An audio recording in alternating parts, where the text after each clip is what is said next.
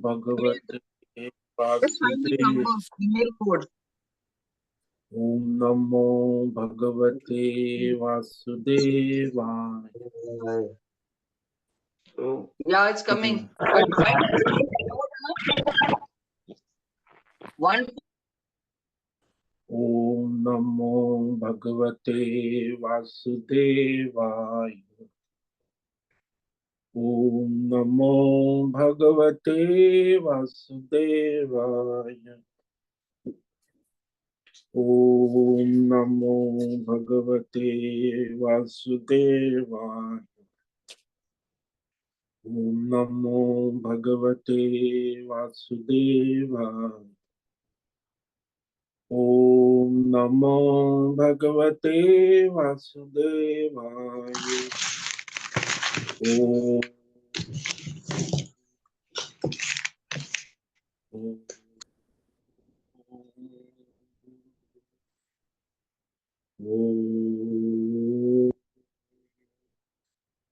ओम श्री परमात्मने नमो नमः। ओम गणपतये नमो नमः। ओम सन सरस्वत्यै नमो नमः। ओम गुरुभ्यो नमो नमः। ओम सहनाववतु सहनौ भुनक्तु सह वीर्यं करवावहै तेजस्विनावधीतमस्तु मा विद्विषावहै। ओम शांति शांति शांति। सदाशिव समारंभां शंकराचार्य मध्यमा अस्मदाचार्य पर्यन्तां वंदे गुरु परंपरा। वंदे गुरु परंपरा। ओम पार्थाय प्रतिबोधितां भगवता नारायणेन स्वयं व्यासेन ग्रथितां पुराणमुनि मध्ये महाभारतम् अद्वैतामृतवर्षिणीं भगवती अष्टादशाध्यायिनीम् अम्ब त्वामनुसन्दधामि गीते भवद्वेषिणीम् वसुदेवसुतं देवं कंसचाणूरमर्दनं देवकी परमानन्दं कृष्णं वन्दे जगद्गुरुं। नमस्ते परमं ब्रह्म सच्चिदानन्दरूपाय निर्गुणाय नमस्तुभ्यं ओंकाराय नमो नमः। सर्वे दुर्गाणि तरन्तु सर्वे भद्राणि पश्यन्तु सर्वे सद्बुद्धिमाप्नोतु सर्वे सर्वत्र नंदतु। ओम तत्सत। ओम ओम। आप सभी ऑनलाइन नेटवर्क पर उपस्थित भगवत गीता श्रवण साधकों को आज प्रातः का अभिवादन अभिनंदन अभिवंदन। हरि ओम हरि ओम हरि ओम। हम सबको आज का यह दिव्य दिन तन मन धन जन देश काल विषय वस्तु परिस्थिति अवस्थाएं अध्यात्म भौतिक दैवी व्यष्टि समष्टि क्षेत्र सभी को अपने अपने पूर्व में अनंत जन्मों में किए हुए संचित पाप पुण्य धर्म अधर्म मिश्र कर्मों के पके हुए फल स्वरूप में वर्तमान में आज सभी अपने अपने प्रारब्ध अनुसार परमेश्वरी अचिंत्य योग माया के माध्यम से प्रसाद स्वरूप में प्राप्त हुआ।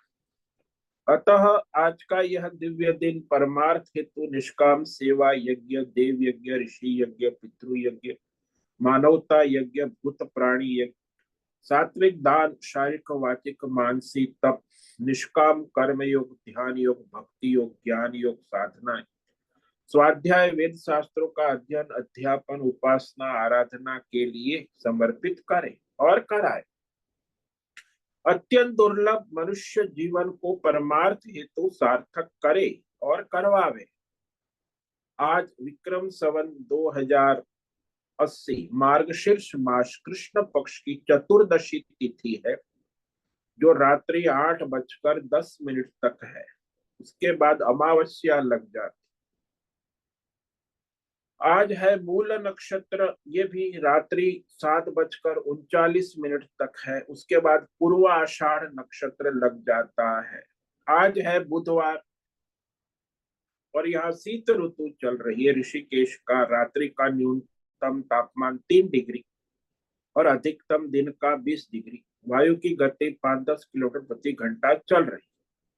गंगा जी का निर्मल प्रवाह प्रवाहित हो रहा है। ईस्वी सन 2024 10 जनवरी 10 जनवरी 2024 सुबह के 7 बजने वाले हैं। कलयुग का प्रथम चरण 5248वां वर्ष 7वां वैवस्वत मनमंत्र श्वेत वराह कल ब्रह्मा जी का 26वां दिन और 51वां वर्ष चल रहा है।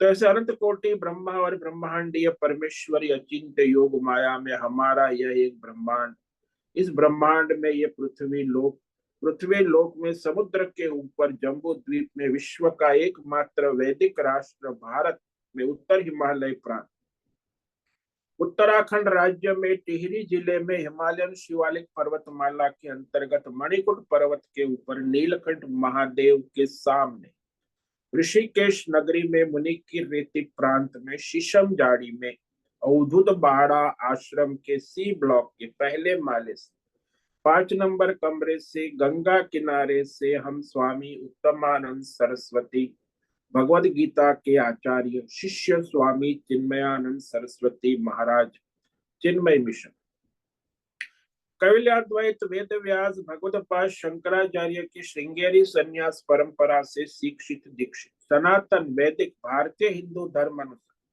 संपूर्ण भगवद गीता ज्ञान यज्ञ ऑनलाइन चैतन्यमय जीवंत लाइव प्रसारण के अंतर्गत व्याख्यान माला में अध्याय 3 कर्मयोग के श्लोक नंबर 34 पर संस्कृत एवं हिंदी में व्याख्यान करेंगे। दिव्य पवित्र सरल व्यावहारिक सटीक पूर्ण वर्ण अक्षर पद वाक्य पंक्ति श्लोक अध्यायों की संगति संधि अन्वय शब्दार्थ वाक्यार्थ भावार्थ रहस्यार्थ के यथार्थ तात्पर्य सहित वैदिक शास्त्र वेद व्यास साहित्य शंकर भाष्य एवं परंपरागत सन्यासी आचार्यों की टीका टिप्पणी सहित आज का यह भगवत गीता व्याख्यान करेंगे। कृपया आप सभी श्रद्धा भक्ति ध्यान से परिपूर्ण होकर के यह दिव्य भगवद गीता श्रवण साधना करे, इसमें से कुछ ग्रहण करे, कुछ धारण करे, कुछ अपने जीवन में चरितार्थ करे और उसमें निरंतरता लाए। अपनी अपनी आध्यात्मिक भौतिक दैवी अशांति द्वंद्व मोह विक्षेपों से रहित होकर के अधार्मिक अशास्त्रीय भ्रम भ्रांतियों से रहित होकर के अपने अपने शरीर इंद्रिय प्राण मन वचन कर्म से एक रूप एकाग्र होकर के शुद्ध सात्विक सूक्ष्म भगवत विवेक बुद्धि करें। वेद शास्त्र आचार्य परंपरा अनुसार विवेक करना सीखे। पुनः पुनः इस व्याख्यान का श्रवण करे, मनन करे, चिंतन करे, चर्चा विचारणा करे, प्रचार प्रसार करे, लिंक भेजे, ग्रुप में शेयर करे, अपना और सबका परम कल्याण करे और कराए। ओम तत्सत। ओम ओम ओम। तो कल हमने श्रीमद् भगवद गीता अध्याय 3 कर्म योग के श्लोक नंबर 33 पर व्याख्यान किया था, जिसमें भगवान ने कहा कि मनुष्य ज्यादातर अपनी स्वाभाविक चेष्टा या चेष्टा कहा अपनी प्रकृति स्वभाव संचित कर्मों के अनुसार स्वभाव के अनुसार वो करता रहता, पूर्व जन्म में किए हुए कर्मों का प्रकृति स्वभाव सदृशम चेष्टते स्वस्या प्रकृतिर्ज्ञानवानपि प्रकृतिं यान्ति भूतानि निग्रह किम करिष्यसि। यानी सभी प्राणी मनुष्य और बाकी 84 लाख कुत्ते बिल्ली गधे चूहे सभी अपनी अपनी प्रकृति स्वभाव को प्राप्त होते हुए यानी अपने स्वभाव के परवश हुए चेष्टा करते। ज्ञानवान भी अपनी प्रकृति के स्वभाव के अनुसार ही चेष्टा करता है, चेष्टते। फिर इसमें किसी का निग्रह क्या करेगा? स्वयं भी निग्रह क्या करेगा? दूसरे राजा लोग या सरकार या कॉन्स्टिट्यूशन और भारत का संविधान और संस्थाओं के नियम सब बड़े बड़े बनाए जाते हैं, तो ये सब क्या, कोई कुछ नहीं कर, वो कैसे वो करेगा। तो ये बात यहाँ भगवान ने कही कि ज्यादातर मनुष्य जो है वो अपनी प्रकृति स्वभाव के अनुसार ही चेष्टा करते हैं, कर्म नहीं करते, क्योंकि ज्ञान नहीं है ना, बुद्धि नहीं, शास्त्र पढ़े नहीं है, तो चेष्टा ही करेंगे। प्राण रक्षा के हेतु रूप अपनी प्रकृति के अनुसार भोजन आहार विहार में चेष्टा करते, जैसे पशु करते हैं, प्राणी करते, कुत्ता बिल्ली कौवा करते। ऐसे ज्यादातर 90% मनुष्य अपने जीवन रक्षा अपनी कामना वासना के अनुसार अपने चेष्टाएं करते रहते, खान पान रहन सहन रोटी कपड़ा मकान, व्यष्टि समष्टि चेष्टाएं करते। तो ये स्वाभाविक है। इसलिए ज्यादातर मनुष्य को ये विवेक ही नहीं है कि हमारा जीवन इंद्रिय भोग के लिए नहीं है। इंद्रिय भोग के लिए मनुष्य जीवन नहीं है, मनुष्य के लिए इंद्रिय विषय भोग है जीवन निर्वाह। मनुष्य जीवन के लिए धन है, धन के लिए जीवन नहीं। लेकिन आजकल उल्टा ही चल, भोग के लिए जीवन और धन के लिए जीते, अर्थ और भोग 90% संसार में यही चल रहा है। और कर्म के लिए मनुष्य नहीं है, मनुष्य के लिए कर्म है। धन के लिए मनुष्य नहीं, मनुष्य के लिए धन साधन है, शरीर इंद्रिय भोगों में लगे रहना। और ये, हालांकि ये तो अपने परमार्थ और आत्महत्या है, आत्मघाती प्रवृत्ति है। उनको लगता है कि हम प्रगति करें, लेकिन ये तो आत्मघाती प्रवृत्ति। तो शरीर निर्वाह के आहार आदि जो स्वाभाविक चेष्टा है प्रकृति में, सभी प्राणी 84 लाख योनि में सभी करते। कौवा भी अपने प्रकृति के अनुसार काव काव करता है, खाता पीता है। कोयल भी, हालांकि साथ में रहते, लेकिन प्रकृति दोनों की अपनी अपनी है। तो इस प्रकार सभी प्राणी अपना अपना स्वभाव, अब अपनी संचित पूर्व जन्म के स्वभाव प्रकृति के अनुकूल ही वर्तमान में प्रकृति प्रवृत्ति देखी जाती है सभी प्राणियों में, मनुष्य में भी।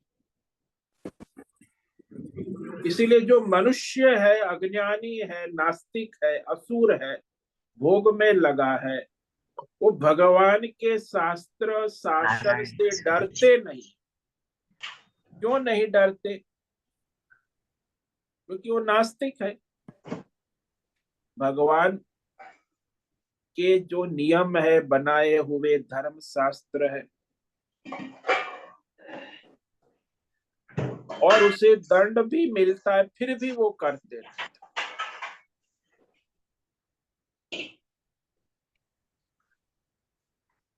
तो वह दंड करते हुए भी अपनी स्वभाव प्रकृति के अनुसार चेष्टा करते हैं, अधर्म करते हैं, जेल में जाते, फिर छूटते, फिर जेल में जाते हैं। अधर्म करने पर तो वह, उसे रोकेंगे कौन? क्योंकि मनुष्य को भगवान ने अपने कर्म करने की पूर्ण स्वतंत्रता वर्तमान क्षण में। जब भगवान के बनाए नियम शास्त्र धर्म शासन के अनुकूल भी लोग चल नहीं रहे हैं, तो दूसरा कोई संस्था का अध्यक्ष या राष्ट्र का राजा या प्रधानमंत्री या संविधान बनाने वाले सोचेंगे कि हमने ये नियम संविधान बनाए, सब माने जाए। ये कैसे हो सकता है? जब भगवान के ही वेद शास्त्र धर्म अनुशासन काम नहीं कर सकता है, तो दूसरों के अनुशासन शास्त्र नियम संविधान क्या करेंगे? क्योंकि शरीर इंद्रिय प्राण मन बुद्धि के उसके पूर्व संचित संस्कार स्वभाव है, उन्हीं के अनुकूल वो वर्तमान में चेष्टा करेगा। तो इस प्रकार प्रश्न उठता कि यदि सभी मनुष्य, सभी प्राणी अपने पूर्व के संचित के अनुसार ही चेष्टा करेंगे, तो क्या ये वेद शास्त्र धर्म सब व्यर्थ है?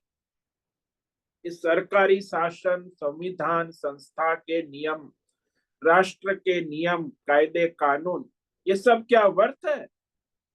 वेद शास्त्र के शासन वो कहता ये करो, ये ना करो, ये धर्म है, ये अधर्म है, ये सत्य है, ये असत्य है। लेकिन मनुष्य जिसकी जैसी प्रकृति होगी वह करेगा, जिसकी प्रकृति नहीं होगी वह नहीं करेगा। वेद शास्त्र हो या ना हो, उससे उन्हें क्या? वेद शास्त्र नहीं होता तो भी वह अपनी स्वभाव प्रकृति के अनुसार ही चेष्टा करते हैं। वेद जानकर पढ़कर भी मनुष्य ज्ञानी है, पंडित है, विद्वान है, वह भी अपनी प्रकृति के अनुसार ही चेष्टा करेगा। तो इससे तो सारे वेद शास्त्र, धर्म शास्त्र, सब शासन, सरकारों के अनुशासन, संविधान, राष्ट्रीय संस्था के कायदे कानून नियम सब व्यर्थ है।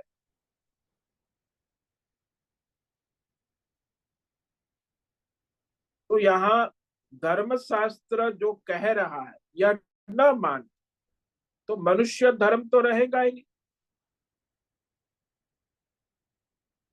हालांकि भगवान ने सभी मनुष्य को पूर्ण स्वतंत्रता दी है कि वह धर्म कर्म करे या अधर्म करे, या धर्म अधर्म की खिचड़ी पकाए, वर्तमान में शास्त्र के अनुसार करे कि अपनी प्रकृति के अनुसार।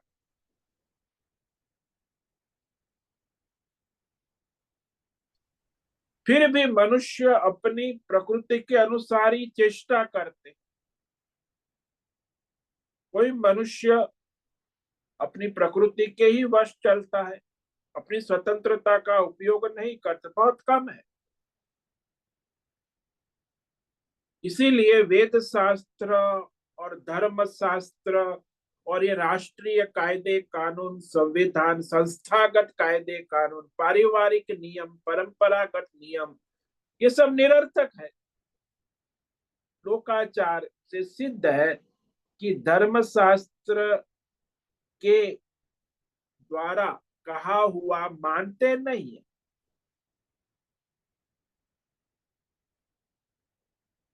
तो मनुष्य को क्या करना है? भगवान स्पष्ट करते हैं कि मनुष्य धर्म का क्षेत्र क्या है? वह मनुष्य है, इसीलिए वह अपने स्वभाव प्रकृति को काबू में करके अपना स्वधर्म कर्म कर सकता है। ये भगवान कह रहे हैं। केवल मनुष्य, पशु को, गधे, कुत्ते, बिल्ली को नहीं कह सकते, पशुओं को नहीं, मनुष्य के लिए एक स्वतंत्रता ईश्वर ने विशेष रूप से दी है कि वह अपनी स्वभाव प्रकृति संचित कर्म के सारे उसे काबू में करके, लांग करके, कंट्रोल करके, दबा करके भी अपना धर्म कर्म कर सकता है। ये कह रहे हैं यहाँ आगे श्लोक नंबर 34। लेकिन वो कब कर सकता है? जब अपने व्यष्टि समष्टि राग द्वेष के वश में ना हो। इसलिए भगवान इस राग द्वेष के वश में न होकर ही कर सके। जब तक अपने व्यक्तिगत राग द्वेष में डूबा है तो वो धर्म कर्म नहीं कर सकता, शास्त्र की बात मान नहीं सकता। इंद्रियस्येन्द्रियस्यार्थे राग द्वेषौ व्यवस्थितौ तयोर्न वशमागच्छेत् तव्यस्य परिपन्थिनौ। अब मनुष्य को धर्म कर्म शास्त्र के अनुसार चलना है तो उसे चाहिए कि वह इंद्रिय तस्य इंद्रियस्य अर्थे राग द्वेष व्यवस्था, उसे धर्म में बाधा उत्पन्न करने वाला जो है वो उसकी इंद्रिय में बैठा हुआ, प्रत्येक इंद्रियों के विषय में राग द्वेष छिपे हुए उपस्थित रहते हैं। छिपे हुए है फिर भी स्थित है, व्यवस्थित। इसीलिए इन दो राग और द्वेष के वश में न हो तभी वो धर्म शास्त्र कर्म कर सकता है, अपना स्वधर्म ठीक से कर सकता है, विवेक विज्ञान करके। क्योंकि ये दो जो है, दोनों राग और द्वेष, यही मनुष्य के परमार्थ में तो बहादुर धर्म कर्म स्वधर्म कर्तव्य कर्म में भी विघ्न करने वाले लुटेरे परिपंथी नौ कहा, महान सत्य कि वेद शास्त्र धर्म कर्म परंपरा परमार्थ में बाधा उत्पन्न कर, वही कर रहे हैं आज दुनिया में, यही चल रहा। तो राग द्वेष जो है वह मनुष्य को अधर्म की और पतन की ओर ले, उसी के अपने राग द्वेष कहाँ रहते हैं? तो भगवान ने कहा इंद्रिय सेन्द्रियस्यार्थ, 10 इंद्रियों में 10 प्रकार के विषयों के प्रति उसके संचित व्यष्टि समष्टि राग द्वेष, तो वह अनुकूलता प्रतिकूलता से नियत होकर, मैं अपनी कामना की अनुकूलता है, वासना की अनुकूलता है तो राग, और अपनी वासना कामना में प्रतिकूलता है तो द्वेष, तो नियत होकर मनुष्य को राग द्वेष कराते, राग द्वेष करता है। मनुष्य को चाहिए कि इन जो व्यक्तिगत कामना वासना संचित कर्मा से प्रेरित व्यष्टि समष्टि राग द्वेष के वश में न पड़े, क्योंकि यही मनुष्य को धर्म करने में, स्वधर्म करने में, परमार्थ करने में, उस मार्ग में छिपे हुए शत्रु है। धर्म मार्ग में छिपे है, परमार्थ मार्ग में, इसलिए लुटेरे कहा, शत्रु कहा, डाकू है, और वही वहां बार बार उसे परमार्थ में बाधा उत्पन्न करते, धर्म स्वधर्म करने नहीं दे। तो यहाँ 10 इंद्रिया है, जैसे आंख कान नाक जीवा त्वचा हाथ पैर मुख गुदा जनन, 10 ज्ञानेन्द्रिय और कर्मेंद्रिय, उनके भिन्न भिन्न विषय है, शब्द स्पर्श रूप रस गंध। अब जिस इंद्रिय को जिस विषय से अनुकूलता लगती है उसके प्रति मनुष्य को राग होता है, वो राग करता है। ये रूप मुझे दिखना अच्छा तो रूप में राग, शब्द सुनना, ये गाना अच्छा लगता है तो उसमें राग, रूप रस, ये खाना चीज अच्छी लगती है, रस में राग, गंध, ये बढ़िया बढ़िया स्मेल है, सेंट है, गंध में राग, ये स्पर्श है, बड़ा शीतल है, कोमल है, स्पर्श में राग। अब उससे जिस जिस विषय की वासना है, कामना है, संचित संस्कार है, राग, तो वो अनुकूलता लगती है, उसके प्रति मनुष्य को राग होता है। जिस विषय की प्रतिकूलता हो, अपनी कामना वासना इच्छा से प्रतिकूल, तो उसके प्रति उसे द्वेष करता है। ये स्वयं मनुष्य का ही भ्रम है, ईश्वर ने नहीं बनाया, मनुष्य ही अपने अविवेक से, ये अपनी कामना वासना से प्रेरित होकर संसार के विषयों में राग द्वेष करता है। तो अच्छी लगने वाली कोई भी वस्तु के प्रति राग और उसे बुरी लगने वाली कोई भी वस्तु के प्रति द्वेष, यह व्यवस्थित कहा भगवान ने, यानी निश्चित ढंग से उसके अंदर है। उसकी प्रकृति, स्वभाव, मनुष्य राग द्वेष उसे प्रवृत्ति कैसे कराती? क्योंकि उसे जो अच्छा लगता है, I feel good so I do, I don't feel good I don't do. मुझे अच्छा लगता है करता हूं, मुझे अच्छा नहीं लगता है, अब उसमें कोई सही है गलत है धर्म है, उससे मुझे क्या लेना देना। तो व्यष्टि समष्टि राग द्वेष के द्वारा अपनी कामना, वासना और संचित कर्मों से प्रेरित जो अच्छे विषय लगते हैं उसके तरफ उसे आकर्षण होता है, और जो बुरे विषय लगते हैं उसकी तरफ वो नहीं जाता। जैसे दृष्टांत ले लो, एक हरी मिर्ची है।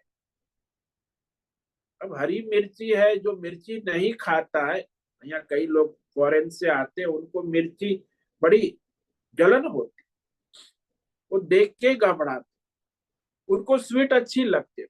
फॉरेनर जिन्होंने मिर्ची नहीं खाई है, तो यहाँ बिना मिर्ची वाला भी उनके लिए निकाला जाता है आश्रम।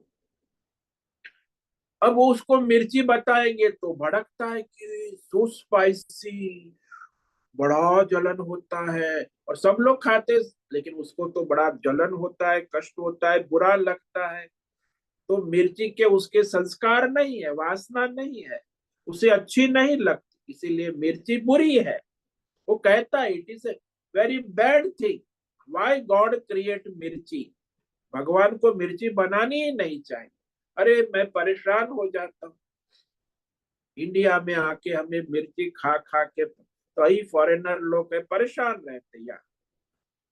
अब वो उसके राग द्वेष, और भारतीय है तो मिर्ची खाएगा, और हरी मिर्ची और ले आओ तो उसे अच्छा, उसके संस्कार वासना है। हालांकि ये मिर्ची स्वयं अच्छी बुरी नहीं है, ऐसे दुनिया का कोई विषय स्वयं अच्छा बुरा नहीं है। जिसे जैसे संस्कार है, स्वभाव है, प्रकृति है, और वही उससे अच्छा बुरा वो अपने स्तर से करता रहता है, उसमें प्रवृत्त होता है, निवृत्त हो। उसमें कोई धर्म कर्म नियम शास्त्र नहीं है। तो अपनी संचित प्रकृति, स्वभाव, वो प्रकृति जो है वह कोई जबरदस्ती हाथ पकड़ हमें काम नहीं कराती। हमारी जो स्वभाव प्रकृति है वह प्रतीति कराती है कि ये विषय गलत है, झूठ है, असत है। और वह प्रकृति कहती कि ये विषय सही है, सत्य है, ऐसी वृत्ति कराती। हालांकि उसमें कोई सच झूठ नाम की चीज नहीं है। जैसे झूठ बोलने से कई मनुष्य सोचता है कि मेरी बात मान लेंगे और मुझे सुख का अनुभव होगा, तो मनुष्य झूठ बोलता है। अगर मैं न सच बोला तो यहाँ सच बोल दिया तो मुझे डंडे मिलेंगे, इसलिए झूठ बोल के अपना बचाव कर लेता है। अब वो इंद्रियों को बुरा लगेगा, इंद्रियों को डंडे पड़ेंगे, या इंद्रियों को अच्छा लगेगा। तो अपनी इंद्रियों को, इंद्रियस्य इंद्रिय, भगवान ने कहा कि अपनी इंद्रियों को अच्छा बुरा लगे ऐसा समझकर ही मनुष्य सच झूठ बोलता है और विषयों का ग्रहण त्याग करता है। कि मेरी इंद्रिय को अच्छा लगे, भाई रसन इंद्रिय को पूरी पकौड़ी अच्छी लगी तो उसमें राग हो गया, और मिर्ची बुरी लगी तो द्वेष हो गया। बस ये राग द्वेष।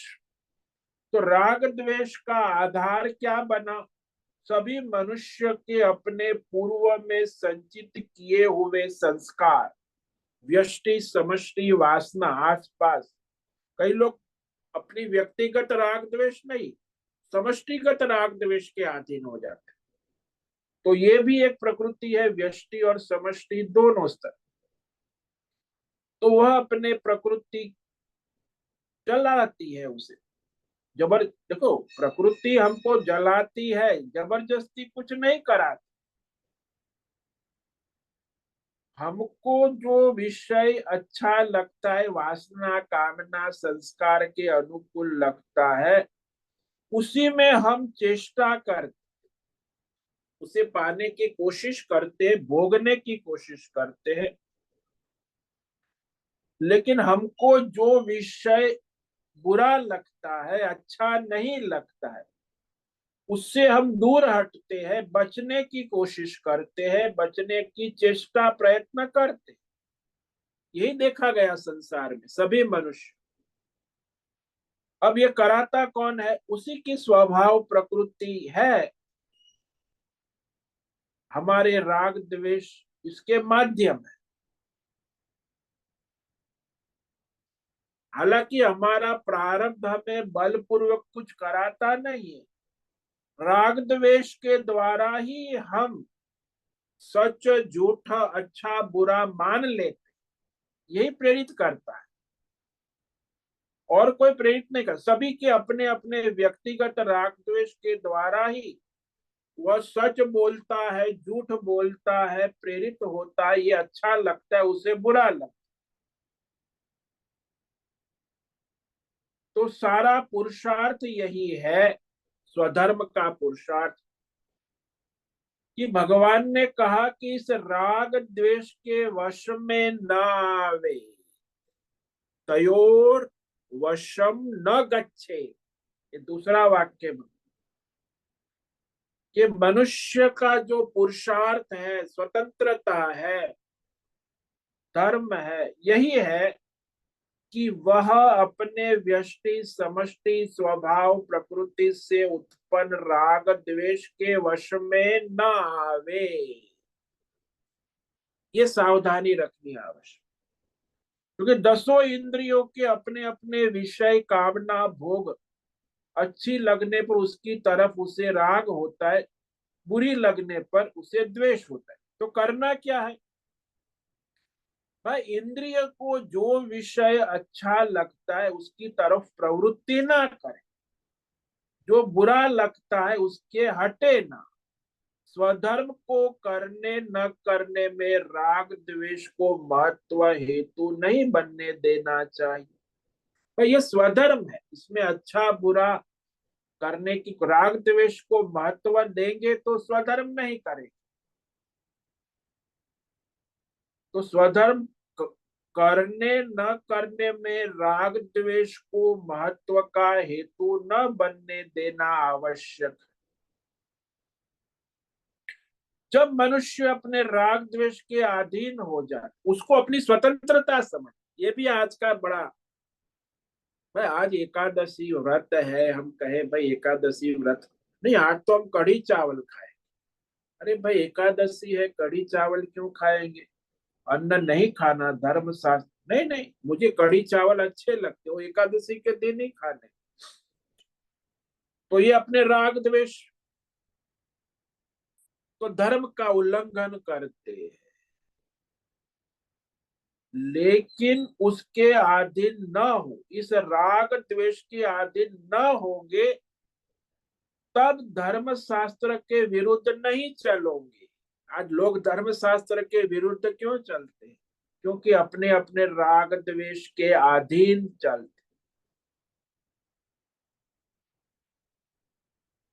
अब जब मैं धर्म शास्त्र के अनुकूल चलूंगा तो मेरी दसों इंद्रियों को कष्ट का अनुभव होगा, अवश्य होगा। तो इंद्रियों को जो पसंद है वही नहीं मिल रहा है, तो इंद्रियों को कष्ट होगा। मानो आज एकादशी करूंगा तो मेरी रसनेन्द्रिय को कष्ट होगा। आज खाने पीने नहीं मिलेगा तो रसनेन्द्रिय को कष्ट होगा। इसी दृष्टि से धर्म शास्त्र वेद शास्त्र के अनुकूल नहीं चलते हैं। क्यों? क्योंकि मेरी इंद्रियों के अनुकूल नहीं है। मेरे स्वभाव प्रकृति में यह दिखाती है कि विषय के द्वारा हमारी इंद्रिय और मन को सुख होगा या दुख होगा। तो यहाँ मनुष्य का धर्म पुरुषार्थ है कि शास्त्र का प्रयोजन है, शास्त्र में कही हुई बात में प्रवृत्त हो, नहीं कि अपने राग द्वेष वश उसकी गुलामी को छोड़ना आवश्यक। जब राग द्वेष की गुलामी छोड़ेंगे तभी वो धर्म शास्त्र का पालन कर पाए।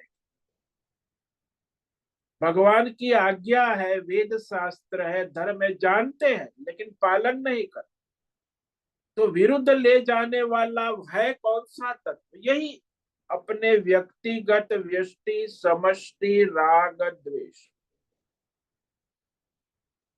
अब कहते हो कि राग द्वेष कराता कौन है? हम तो नहीं कर।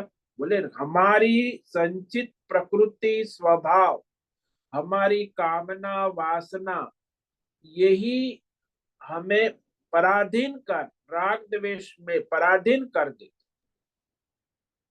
स्वामी जी, ओम नमो नारायण। तो आपका उसके आवाज अधीन नहीं नहीं सुनाई दे होना, रहा है स्वामी जी। उसके अधीन नहीं होना। आपका नेटवर्क प्रॉब्लम होगा कुछ, देखो। तो उसके अधीन नहीं होना चाहिए। राग द्वेष के अधीन हो गए तो धर्म कर्म स्वधर्म सब छूट जाए। इसीलिए बस यह हमारे हाथ में है। जब जब हम राग द्वेष के वश में होते हैं, परवश होते हैं, तब तब हम अपने स्वधर्म का, धर्म का, शास्त्र का, नियम का, संयम का त्याग करते ही रहेंगे। करते हो आप भी, आज तक यही हुआ। अधर्म का ग्रहण करते ही रहोगे। जब हमने समझ लिया कि हमारे ये व्यक्तिगत व्यष्टि समष्टि राग द्वेष के वश में रहने से ही अधर्म होगा, हमारे जीवन में अधर्म बढ़ेगा, हमारी सारी समस्या कष्ट तकलीफ प्रॉब्लम ज्यादा होगी। आज जितने भी प्रॉब्लम है, समस्या है, सभी मनुष्य के अपने अपने राग द्वेष, वो भी व्यष्टि और समष्टि दोनों समस्याएं बढ़ेगी, तकलीफ जी ज्यादा होगी। यह पता चल गया कि राग द्वेष अनुकूलता प्रतिकूलता के पीछे हम अधर्म कर रहे हैं, और वह इंद्रिय और मन बुद्धि के द्वारा हो रहे हैं। स्थूल सूक्ष्म शरीर, हालांकि ये स्थूल सूक्ष्म शरीर है ही नहीं, ये तो हमारे साधन है, और हम इसी के गुलाम बन गए। जैसे मालिक है वो नौकर का गुलाम बन गया। ये तो बड़ा आश्चर्य है। इंद्रिय शरीर मन तो हमारे सेवक है, और अब हम उनके गुलाम बन गए कि इंद्रिय कहे वैसे करो। तो ये इंद्रियों की गुलामी दास्ता छोड़ी जाए, यही धर्म पुरुषार्थ होगा, वही धर्म पुरुषार्थ। जब धर्म करो कहेंगे तो आपको पहले ये इंद्रियों की गुलामी और राग द्वेष को छोड़ना होगा, तभी आप धर्म पुरुषार्थ कर सकते हो, अन्यथा असंभव। कोई मनुष्य अपने राग द्वेष से धर्म पुरुषार्थ नहीं कर सकता।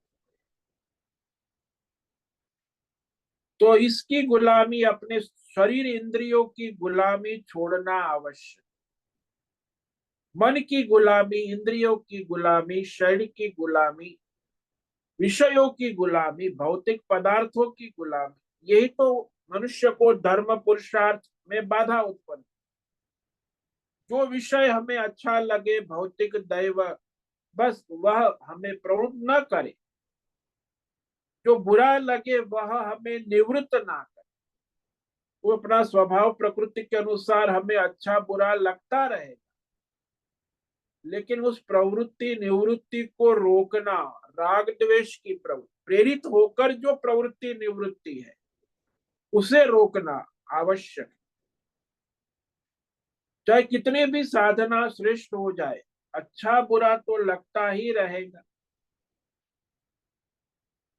हमारी प्रकृति स्वभाव जो है वो चेष्टा कराएगा। इतना तो हम कर सकते कि विवेक दृढ़ होने पर अच्छा बुरा लगने पर भी हम वह क्रिया नहीं करेंगे, वह चेष्टा नहीं करेंगे, क्योंकि हमें धर्म निष्ठा है, शास्त्र निष्ठा है। कहोगे कि जो मुझे अच्छा लगता है वह नहीं, बुरा लगता है वह नहीं, तो क्या?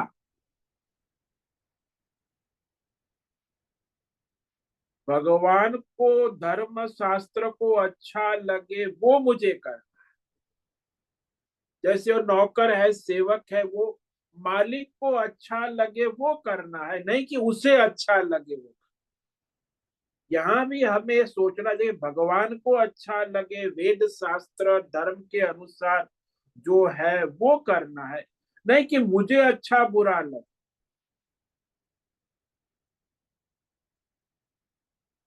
तो इसीलिए कहा भगवान ने सेवक की तरह काम कर। भाई ये इंद्रिया भी मन बुद्धि के वश में ना हो।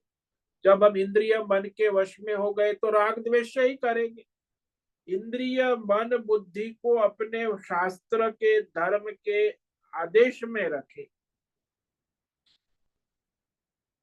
तो हम जब भगवान के सेवक होंगे तभी तो होगा ना। जैसे दृष्टांत ले लो कि मालिक है, उसने कह दिया दुकान पे कि देखो सेवक, एक दाम में ही चीज बेचना। मालिक ने कहा एक ही दाम, फिक्स रेट। तुमको पता है कि मालिक इस तरह कह रहा है, फिर भी आपने सोचा कि मालिक का दिमाग खराब है, ऐसे धंधा नहीं हो सकता, ऐसे काम नहीं चलता, अच्छा भाव तोल मोल करने से ज्यादा दाम मिलता है। तो तुमने निश्चय कर लिया कि मालिक कहता है कि एक दाम में बेचो, लेकिन मैं समझता हूं, अपनी मनमानी करता हूं कि घाटा हो जाएगा, नफा करना है, इसीलिए मैं भाव तोल कर।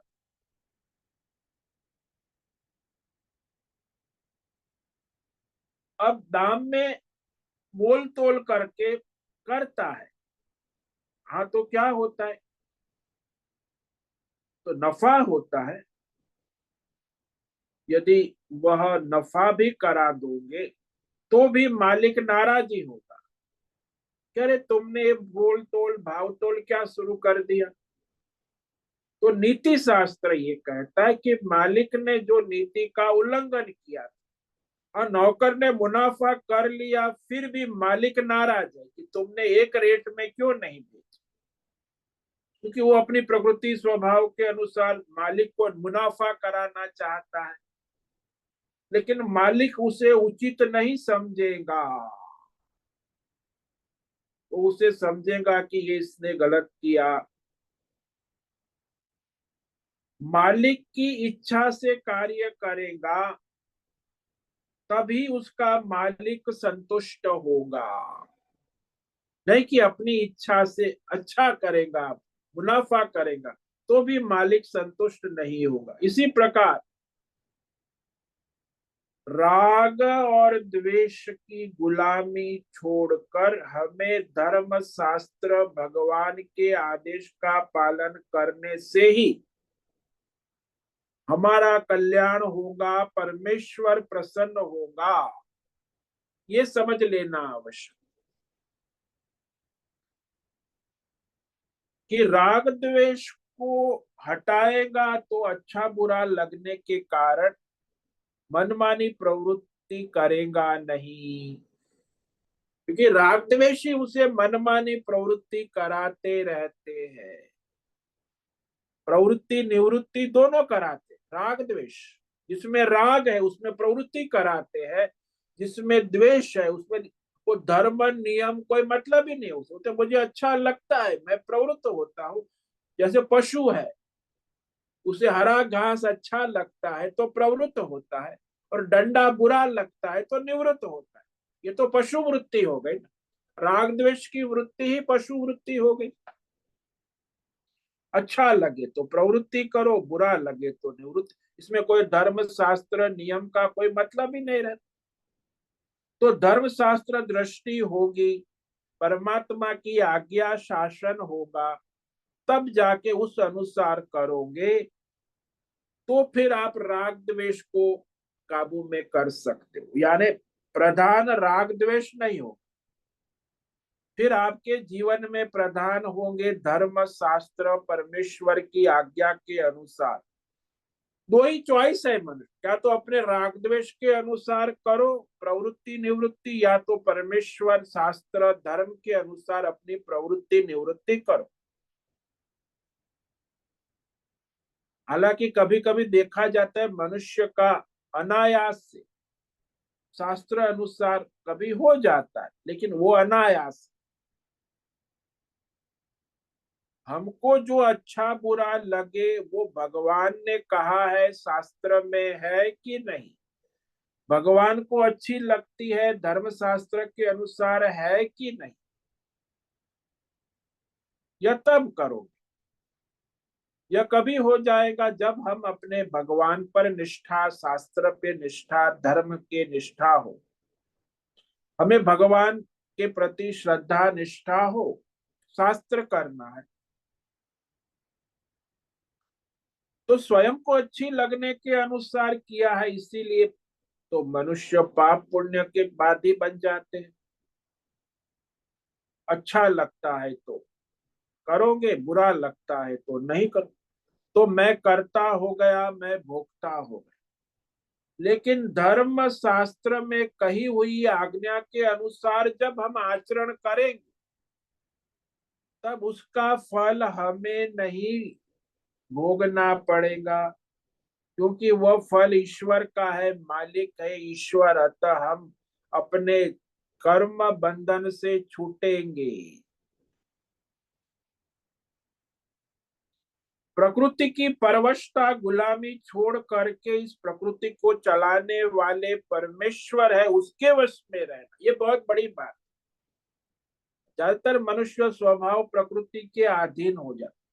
प्रकृति के मालिक ईश्वर है, जो शास्त्र धर्म शासन कहा है, तब परमेश्वर ने कहा है, उसके वश में रहोगे तब हम इस प्रकृति से उपराम, यानी प्रकृति को काबू में करके अपना धर्म पुरुषार्थ करोगे।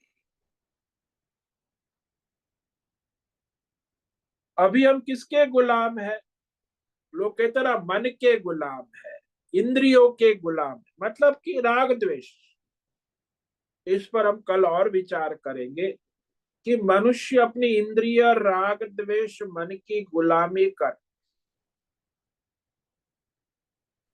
तो जो भी करता है उसमें यही देखा जाता है, feel good, any how feel good. आज अध्यात्म जगत में भी ये आ गया है, फील गुड संस्थाएं नई नई इंटरनेशनल, स्पिरिचुअली फील गुड, ये भी राग द्वेष है। इस पर हम कल विचार करेंगे। तो आज जो ये श्लोक है बड़ा महत्व का है कि भगवान बता रहे हैं कि कौन जो है आपको धर्म परमार्थ से वंचित कर देता है। आप ही के अंदर छुपा हुआ, आपने पाला पोसा लुटेरा, आपके ही राग द्वेष आपको धर्म स्वधर्म कर्तव्य शास्त्र परमार्थ से वंचित कर देते हैं। वो कहाँ रहते? बस यही इंद्रिय और मन में रहते हैं। इंद्रियस्येन्द्रियस्यार्थे राग द्वेष व्यवस्थितौ तयोर्न वशमागच्छेत् तौ यस्य परिपन्थिनौ। तो मनुष्य को चाहिए कि उसकी इंद्रिय और इंद्रिय के विषय में, प्रत्येक इंद्रिय के विषय में, शब्द स्पर्श रूप रस, उसके अपने व्यक्तिगत स्वभाव प्रकृति के अनुसार राग द्वेष व्यवस्थित हो, छिपे हुए उपस्थित रहते हैं। तो मनुष्य को चाहिए कि इस दोनों राग और द्वेष के वश में न आ जाए, उसकी गुलामी ना करे। राग द्वेष की गुलामी यानी इंद्रिय और मन की गुलामी। अपने इंद्रिय और मन हमारे साधन है, सेवक है, तो मालिक सेवक की गुलामी करेगा तो फिर क्या होगा? यही कहे, ये दोनों ही मनुष्य के परमार्थ धर्म कर्म में छुपे हुए परिपंथी न हो। ये डाकू है, शत्रु है, जो उसे शास्त्र धर्म परंपरा परमार्थ कल्याण मार्ग में बाधा उत्पन्न करते रहते हैं। ओम नमो नारायणाय। ओम नमो नारायणाय। ओम नमो नारायणाय। ओम नमो नारायणाय। ओम नमो नारायणाय। कायेन वाचा मनसेन्द्रियेण वा बुद्ध्यात्मना वा प्रकृते स्वभावात् करोमि यद्यत् सकलं परस्मै नारायणायेति समर्पयामि। ओम सर्वे भवन्तु सुखिनः, सर्वे सन्तु निरामयाः, सर्वे भद्राणि पश्यन्तु, मा कश्चित् दुःखमाप्नुयात्। अस्तु मा सद्गमय, तमसो मा ज्योतिर्गमय, मृत्योर्मा मृतंगमय। ओम पूर्णमद पूर्णमिदं पूर्णात् पूर्णमुदच्यते पूर्णस्य पूर्णमादाय पूर्णमेवावशिष्यते। ओम शांति शांति शांति। शंकरं शंकराचार्यं केशवं बादरायणं सूत्रभाष्य कृतौ वंदे भगवन्तौ पुनः पुनः। ईश्वरो गुरुरात्मेति मूर्तिभेद विभागिने व्योमवद्व्याप्तदेहाय दक्षिणामूर्तये नमो। ओम गं गुरुभ्यो नमो नमः। ओम तत्सत् ब्रह्मार्पणमस्तु। ओम ओम ओम।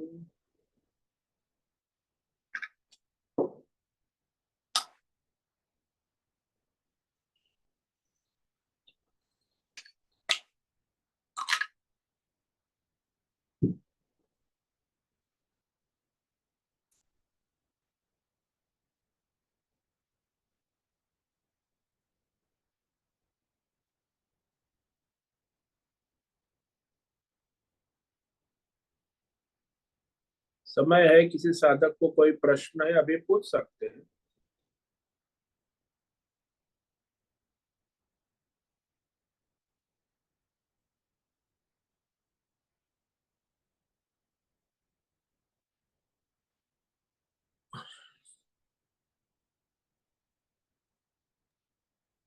ओम नमो नारायणाय स्वामी जी।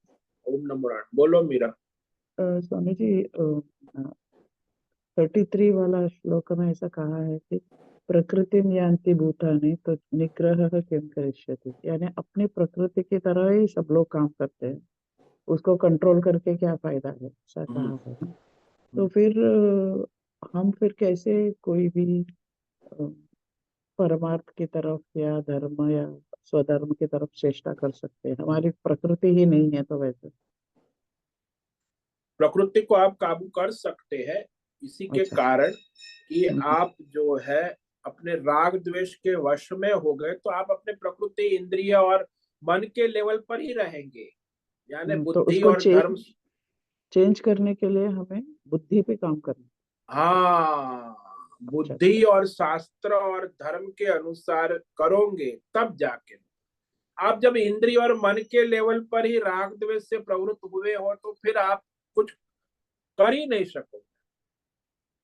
परमार्थ और धर्म कर्म स्वधर्म नहीं कर पाओगे। मतलब सत्संग से बुद्धि का मतलब जो है झुकाव है उसको विवेक, चेंज करना है। बुद्धि का विवेक दृढ़ करना है। अभी बुद्धि आपकी जो है इंद्रिय और मन और राग द्वेष की गुलाम है। उस हम्म। बुद्धि को शास्त्र के अनुसार चलाने का निश्चय करके प्रयत्न करना। पुरुष है, वो स्वतंत्र है मनुष्य। हाँ, मनुष्य ही है और कोई प्राणी नहीं। गाय बैल भैंस को गाय को कहेंगे तो गाय तो अपनी प्रकृति के अनुसार ही चले, हम्म, घास देकर दौड़ेंगी और लकड़ी देकर भागेंगी। हम्म, हम्म, हम्म, मनुष्य ऐसा नहीं है, उसे अपने इंद्रिय को वश में कर सकता है, मन को काबू में कर सकता है, अपनी प्रकृति को काबू में कर सकता है। तो मनुष्य को स्वतंत्रता है, पहले उसका तो हमें उपयोग उसे। बुद्धि के पहले तो द्वारा ना विवेक को। हाँ हमें जानना चाहिए, एक तो पहचानना चाहिए कि हम उसके गुलाम हैं। इस हाँ बात का पहले हम हाँ। पहचानेंगे तो अच्छी तरह विवेक से कि विवेक हाँ। बुद्धि का विवेक होना हम्म, आवश्यक है कि मैं अच्छा। गुलामी कर रहा हूँ कि मालिक हूँ हम्म, इसका, इंद्रियों का, मन का। हम्म, जो गुलाम मतलब जो गुलाम है, सेवक है, वो मालिक बन बैठे हमको अनजाने में। हम नहीं हाँ जानते हैं। हम हाँ, वो सोचते हैं ये अज्ञान। मुझे पसंद है, वो मुझे पसंद नहीं। हाँ बस वो इंद्रियों की गुलामी, मन की गुलामी, तो उसमें फिर हम अपने राग द्वेष के वश हो जाते। तो फिर आप धर्म कर्म नहीं कर सकते। दोनों स्वार्थी हो साथ में जाएगा। नहीं हो सकता। एक तरफ धर्म कर्म करोगे तो फिर राग द्वेष के वश में नहीं होना है, और राग द्वेष के वश में हो गए तो फिर आप धर्म परमार्थ सब चौपट। मतलब हम लोग कुछ सोचते हैं तभी सोचना है कि ये मेरे राग देश की वजह से ही मैं ये सोच रही, वरना वो कुछ हाँ इतना जरूरी नहीं है मतलब। हाँ, वो आप जो सोचते हो मुझे अच्छा लगता है, वो राग हम्म, द्वेष से। शास्त्र कह रहा है धर्म प्रमाणित, चेक करो ना। चेक पॉइंट हाँ है, हाँ। धर्म है, हम्म, शास्त्र है, आचार्य है। असल में ये इतना जरूरी है क्या कि मैं इसके झगड़ा कर रही हूँ उसके लिए। हाँ मतलब तो अपने ही मन विवेक। में सोचना। हाँ आपको विवेक करना। जैसे अभी नाश्ता करने बैठोगी हम्म, तो आप देखो कि वहाँ अचार है, चटनी है, इडली सांबार है, वड़ा सांबार है, फिर हम्म, फल भी है, फ्रूट भी है, हम्म, लड्डू भी है। अब आपको क्या नाश्ता करना है? हम्म, धर्म कहता है कि सात्विक भोजन करो, फल लो, लड्डू लो, दूध लो एक गिलास। लेकिन आप तो फिर इडली सांबार जोड़ा चटनी आपको इंद्रियों को अच्छा लगता है, गुड़ी गुड़ी, तो फिर हम्म। आप तो उसी पे चले जाएंगे। अरे फल क्या खाने की चीज है? ऐसा कहेंगे भी, डायलॉग भी मारे, अरे क्या फल, ये मिठाई सब, अरे ये वड़ा सांभार, इडली डोसा चटनी, वो भी स्पाइसी सांभार, बढ़िया मसाला, तो यही तो चीज है हमारे खाने की। तो वो तो बड़ा ठोकर, छाती ठोक के कहेगा। हम्म।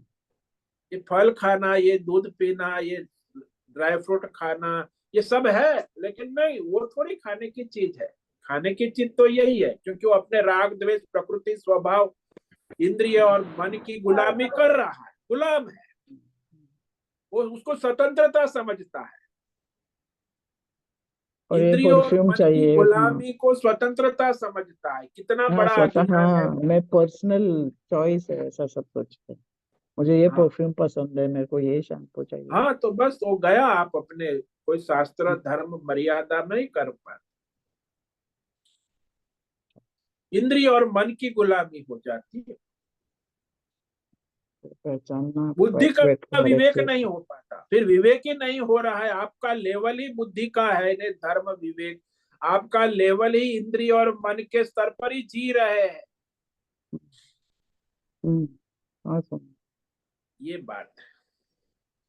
यानी पहले प्रकृति को, बुद्धि शुद्ध करके प्रकृति को चेंज मतलब एक प्रकृति को डायरेक्शन समझ देना के चाहिए। अपने धर्म के अनुसार अपनी प्रकृति को बदले। आप स्वतंत्र है, आप स्वतंत्र है, मनुष्य हो, पशु नहीं ये- हो। पशु को नहीं कह सकते, मनुष्य कह कर सकता है, विवेक कर सकता है।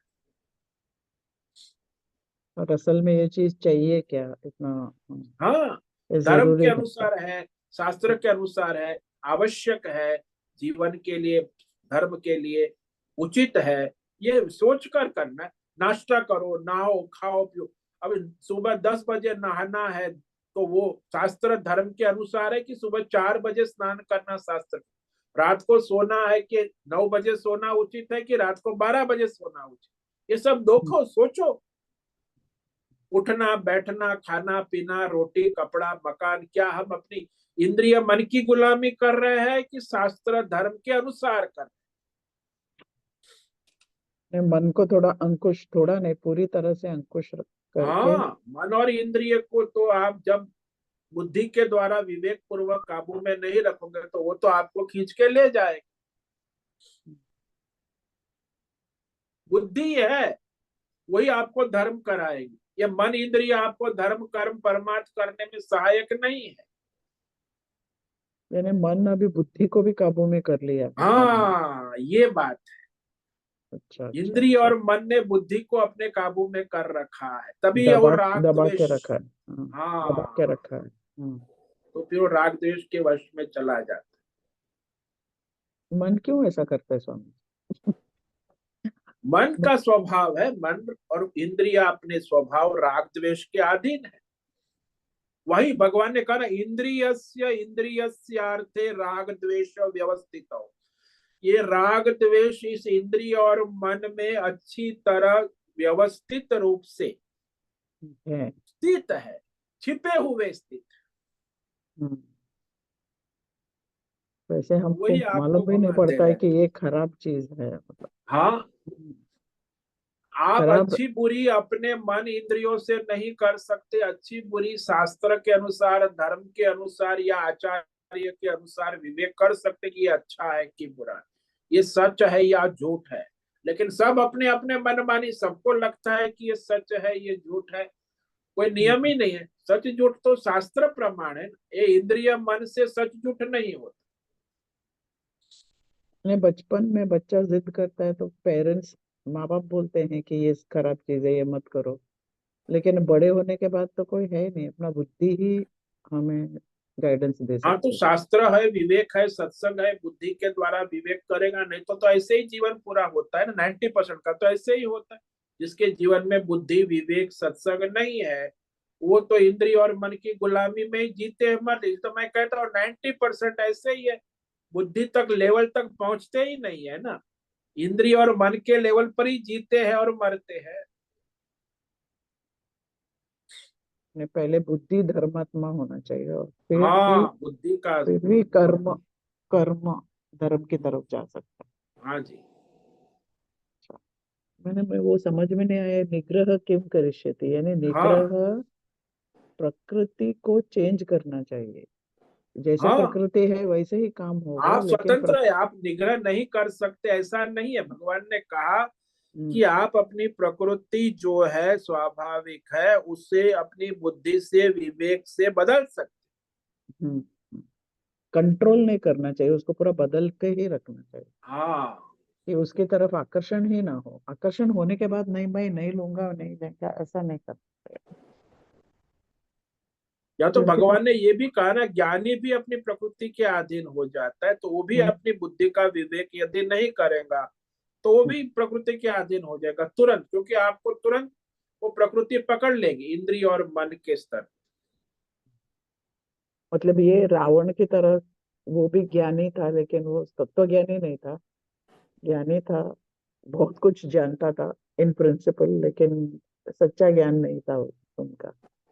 वैसे हम भी देखो, छोटे वो प्रकृति के अधीन रावण हो है। गया, अपने राग द्वेष के अधीन हो गया, अपने अहंकार के अधीन हो गया, अपनी इंद्रिय और मन के अधीन, यानी बुद्धि का धर्म शास्त्र विवेक होते हुए भी वो नहीं कर पाया।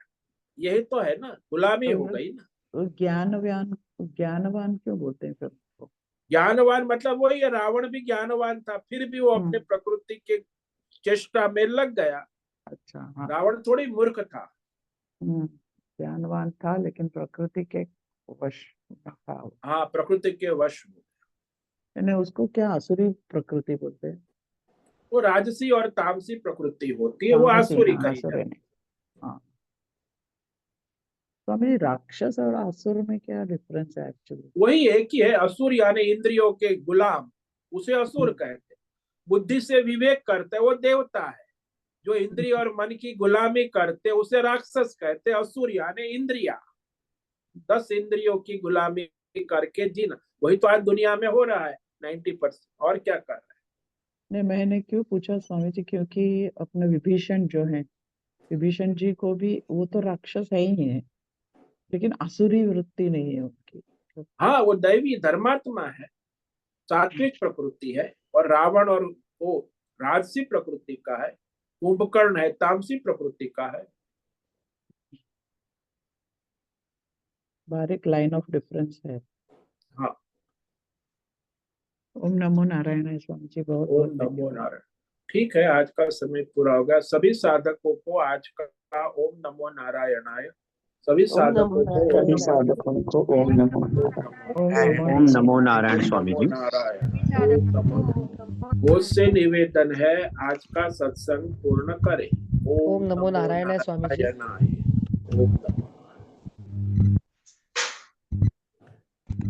आज का ये सत्संग हम यही समाप्त करते हैं। सभी साधकों ओम नमो को नारायण स्वामी जी। सभी साधकों को ओम नमो नारायणाय।